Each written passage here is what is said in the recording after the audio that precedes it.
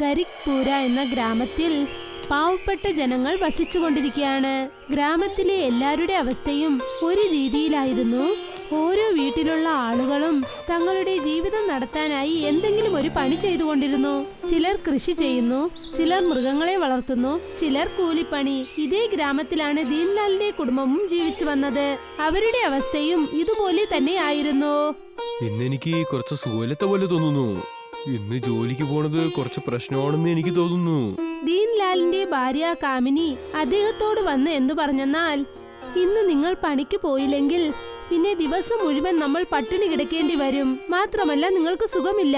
ഇങ്ങനത്തെ അവസ്ഥയിൽ പട്ടിണി കിടക്കുന്നത് നല്ലതല്ല. ഞാൻ ചെയ്യുന്ന പറഞ്ഞാ എന്താ ചെയ്യാ? ഞാൻ പറയണത് എന്റെ ദേഹം കാര്യാക്കുന്നില്ല. ഇങ്ങനെയുള്ളപ്പോൾ ഞാൻ അവിടെ ചെന്നിട്ട് എന്താ ചെയ്യാ? എന്റെ ഈ അവസ്ഥ എന്റെ കോൺട്രാക്ടർ കണ്ടാലേ അദ്ദേഹം തന്നെ എന്നെ വീട്ടിലേക്ക് തിരിച്ചയക്കുന്നതാണ്. പിന്നെ അതിനുശേഷം ഞാൻ എത്ര ജോലി ചെയ്താലും അതിനുവേണ്ടി എനിക്ക് പൈസയും തരില്ല, ഭക്ഷണവും എനിക്ക് തരില്ല. എന്നാൽ ഞാൻ ജോലിക്ക് പോകട്ടെ. രാത്രി മുഴുവൻ നിങ്ങൾ പട്ടിണി കിടക്കാൻ പോവുകയാണോ? നമ്മളെ കൊണ്ട് വേറെന്ത് ചെയ്യാൻ പറ്റും? എന്നെ കരുതി നീ ഇവിടെ വീട്ടിൽ തന്നെ ഇരുന്നെങ്കിലേ പിന്നെ നീയും ഭക്ഷണവും ഇല്ലാതെ ഇവിടെ ഇരിക്കണം. അവിടെ ചെന്നാ നിനക്ക് കുറച്ച് ഭക്ഷണമെങ്കിലും കിട്ടൂലേ. എന്നെ കുറിച്ച് വിഷമിക്കണ്ട. ഞാൻ വീട്ടില് വ്രതം ഇരിക്കണമെന്ന് വിചാരിച്ചോ? ശരി ചേട്ടാ, വൈകുന്നേരം നേരത്തെ വീട്ടിലേക്ക് വരാനായി ഞാൻ ശ്രമിക്കാം. ഇങ്ങനെ പറഞ്ഞിട്ട് കാമിനി ജോലിക്ക് പോയി. ദീൻലാൽ വീട്ടിൽ കട്ടിലിൽ ഉറങ്ങിക്കൊണ്ട് റെസ്റ്റ് എടുക്കുകയായിരുന്നു. ആ സമയത്താണ് അവിടേക്ക് ഒരു സന്ത് ബാബ ഭിക്ഷ യാചിച്ചു വന്നത്. അദ്ദേഹം വീടുകൾ തോറും ചെന്ന് ഭിക്ഷ യാചിക്കാൻ തുടങ്ങി. യാതകം തരൂ, യാതകം തരൂ. ബാബ ഇങ്ങനെ വിളിച്ചത് കൊണ്ട് ഒരു വയസ്സായ മുത്തശ്ശി പുറത്തേക്ക് വന്നു. അല്ലയോ മഹാഋഷി, എന്റെ മകനും മരുമകളും പണിക്ക് പോയിരിക്കുകയാണ്. ഞാൻ വീട്ടിൽ തനിച്ചിരിക്കുകയാണ്. ഞാൻ നിങ്ങൾക്ക് ഒരുപക്ഷെ ഭിക്ഷ തന്നാൽ അക്കാര്യം തീർച്ചയായും എന്റെ മരുമകൾ അറിയും. കാരണം വീട്ടിൽ അരി ഒരു പിടി മാത്രമേ ഉള്ളൂ. അവൾ പിന്നെ ഇവിടെ എന്നെ ഒരിക്കലും വെച്ചേക്കില്ല. ഒരു പ്രശ്നവുമില്ല അമ്മേ. നിങ്ങളുടെ അവസ്ഥ എനിക്ക് നന്നായിട്ട് മനസ്സിലാകുന്നുണ്ട്. ഒരുപക്ഷെ നിങ്ങളുടെ കയ്യിൽ ഉണ്ടായിരുന്നാൽ എനിക്ക് തീർച്ചയായിട്ടും നിങ്ങൾ തന്നിരിക്കും. പക്ഷെ ഈ സമയത്ത് നിങ്ങൾക്ക് തന്നെ ഒന്നും ഇല്ലാതെയാണോ ഇരിക്കുന്നത്? നിങ്ങൾക്ക് ഭക്ഷണം കഴിക്കാൻ തന്നെ മറ്റൊരാള് വരേണ്ട ആവശ്യമുണ്ടല്ലോ. എന്നോട് ദയവായി ക്ഷമിക്കണം മഹാപ്രഭു. എന്റെ ജീവിതത്തിൽ ആദ്യമായിട്ടാണ് എന്റെ വാതിൽക്കൽ ഭിക്ഷ യാചിച്ചു വന്ന ഒരു മഹാഋഷിയെ വെറും കൈയോടെ പറഞ്ഞയക്കുന്നത്. ഞാൻ എന്റെ ചെറിയ പ്രായത്തിൽ ഒരു മൃഗത്തെ പോലും വിശപ്പോടെ ഞാൻ ഈ വീട്ടിൽ നിന്നും പറഞ്ഞയച്ചിട്ടില്ല. ക്ഷമ ചോദിക്കല്ലേ അമ്മേ. ഞാൻ ഇവിടുന്ന് പോകുമ്പോ സന്തോഷത്തോടെ പോകും. നിങ്ങളുടെ കൈകൊണ്ട് എനിക്ക് യാചന കിട്ടിയതായി വിചാരിക്കുന്നു. ഇപ്പൊ നിങ്ങളെ കാണുമ്പോൾ എനിക്ക് എന്താ തോന്നുന്നു വെച്ചാൽ, ഞാൻ നിങ്ങളുടെ അടുത്ത് നിന്ന് എന്തെങ്കിലും മേടിച്ചാൽ അത് ശരിയാവില്ല. നിങ്ങൾ എപ്പോഴും സന്തോഷത്തോടെ ഇരിക്കൂ. ഋഷി ആ വയസ്സായ മുത്തശ്ശിയെ അനുഗ്രഹിച്ചിട്ട് പോയി. ഇതുപോലെ ഋഷി ഒരുപാട് വീടുകളിലേക്ക് ചെന്നു. പക്ഷേ ഒരു വീട്ടിൽ നിന്നും അദ്ദേഹത്തിന് ഭിക്ഷ എന്ന പേരിൽ ഒരു മണി അരി പോലും കിട്ടിയില്ല. സമയം സന്ധ്യയായി. അതുകൊണ്ട് ദാമിനിയും പണി കഴിഞ്ഞിട്ട് വീട്ടിലേക്ക് തിരികെ വന്നു. അവളുടെ ഭർത്താവ് കട്ടിലിൽ ഉറങ്ങുകയായിരുന്നു. നിങ്ങൾക്ക് വയ്യാത്തത് കുറവുണ്ടോ? ദേഹം ശരിയുള്ള പോലെയാ തോന്നുന്നത്. പക്ഷെ നന്നായിട്ട് വിശക്കുന്നു. നിങ്ങൾ കുറച്ചു സമയം എനിക്ക് വേണ്ടി കാത്തിരിക്കൂ.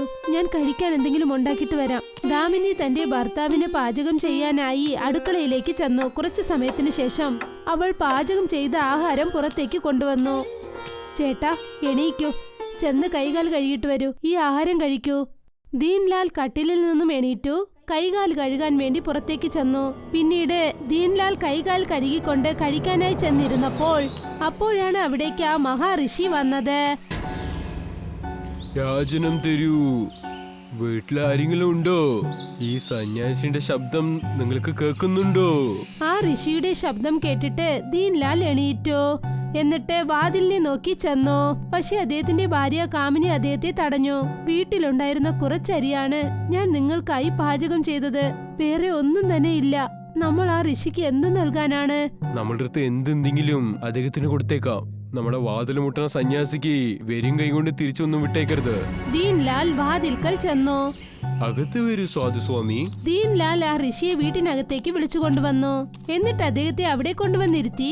എവിടെയാണോ ദീൻലാൽ ഇരുന്ന് കഴിക്കാൻ പോയത് അവിടെ. നിങ്ങൾക്ക് നല്ല വിശപ്പുള്ള പോലെ തോന്നുന്നു. ഈ ഭക്ഷണം കഴിക്കൂ സ്വാമി. ഈ ഗ്രാമത്തില് ആദ്യത്തെ ആള് നീയാണ്. ഞാൻ ഒന്നും ചോദിക്കാതെ നീ എനിക്ക് ഭക്ഷണം നൽകിയിരിക്കുന്നു. പക്ഷെ നിന്റെ അവസ്ഥ കാണുമ്പോൾ നീയും നല്ല വിശപ്പുള്ള പോലെ തോന്നുന്നേ. ഇല്ല സ്വാമി, ഞാൻ ഇപ്പോഴാണ് ഭക്ഷണം കഴിച്ചത്. നിങ്ങൾ എന്നെ കുറിച്ച് വിഷമിക്കണ്ട.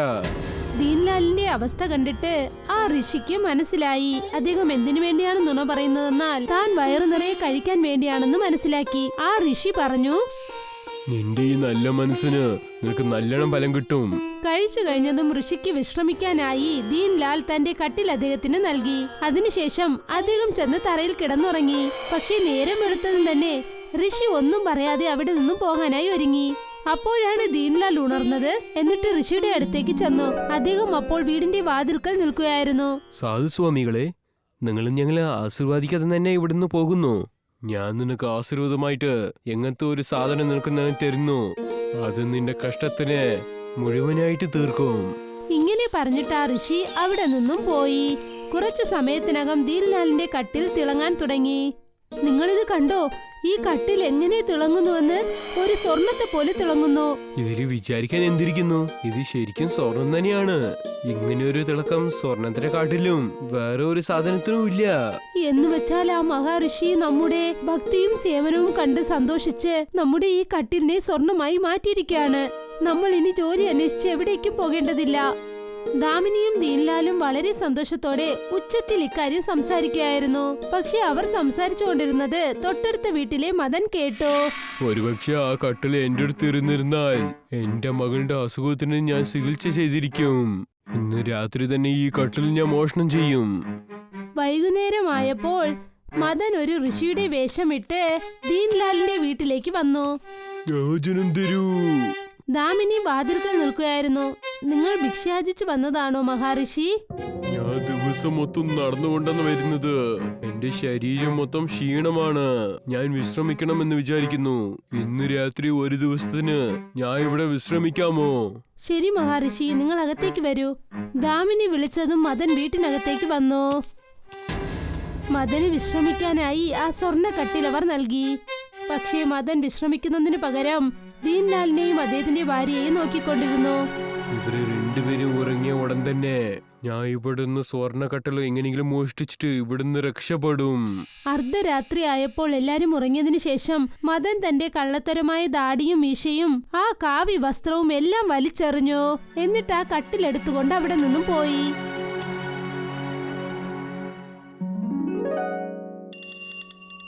നേരം വെളുത്തതും ദാമിനിയും ദീൻലാലും സ്തംഭിച്ചുപോയി. നിങ്ങളിത് കണ്ടോ?